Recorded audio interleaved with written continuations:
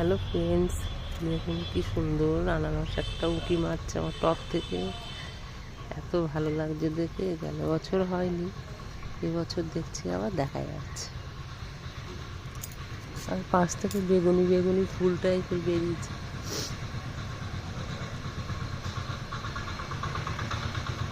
এটা তো আমি কোনোদিনও দেখিনি এরকম, পাশে আবার বেগুনি কালারের ফুল আছে।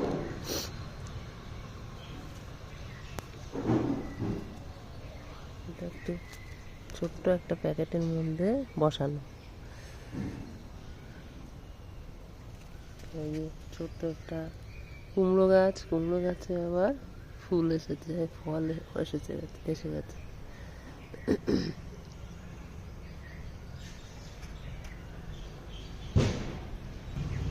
এই একটা আমার অরেঞ্জ কালারের জবা ফুটেছে। জবা গাছটা একটু মিলিবাগ ধরেছিল অল্প, ওই জন্য একটু ফুলটা ছোট ছোট। আর এই দেখুন, একটা বস্তার মধ্যে আমি তরমুজ গাছ লাগিয়েছি।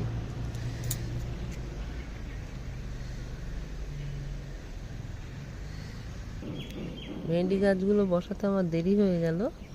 এই একটা বসিয়েছি, আর এই একটা, এটা কিছুদিন আগে বসিয়েছিলাম। এটা তো ভেন্ডি এসেও গেছে।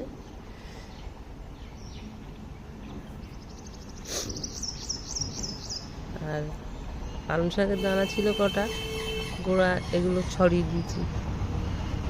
এই একটা ঝিঙে গাছ উঠেছে, এটা বসাতে হবে। এই যে ভেন্ডির আরও চারা উঠেছে, এগুলো বসাবো।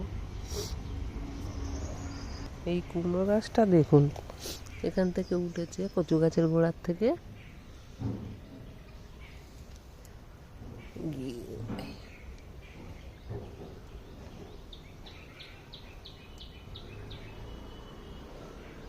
গাছে উঠে গেছে।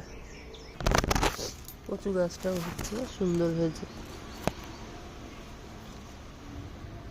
একটা বাঁধাকপি খেয়েছি, আমি অল্পই বসিয়েছিলাম গাছ, এবার আরও তিনটে চারটে এখনও আছে, খাইনি। এগুলো এখনও একটু দেরি আছে। দেখুন কত পালং শাকের দানা বানিয়েছি, সামনের বছর আর দানা কিনতে হবে না।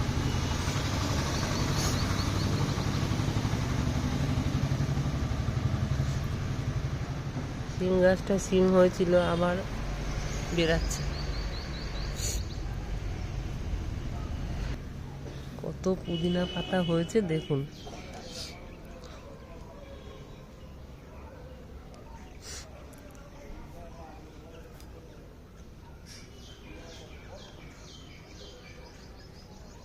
বড় বড় পাতা দেখুন কত হয়েছে লঙ্কায় গাছটাতে। এই গাছটা একবার মিলিবাগ ধরে নষ্ট হয়ে যাচ্ছিল, কেটে দিয়েছিলাম অনেকটা, দেওয়ার পরে আবার এত লঙ্কা ধরেছে। চারিদিকে ফুল ফল ধরেছে।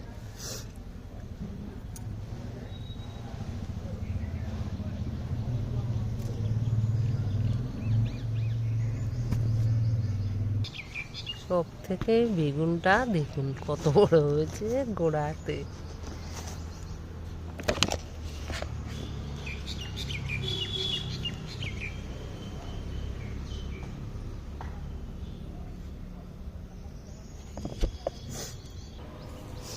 আর এটা আমি দানা রেখেছি, পরে গাছ বানাবো এটা দিয়ে।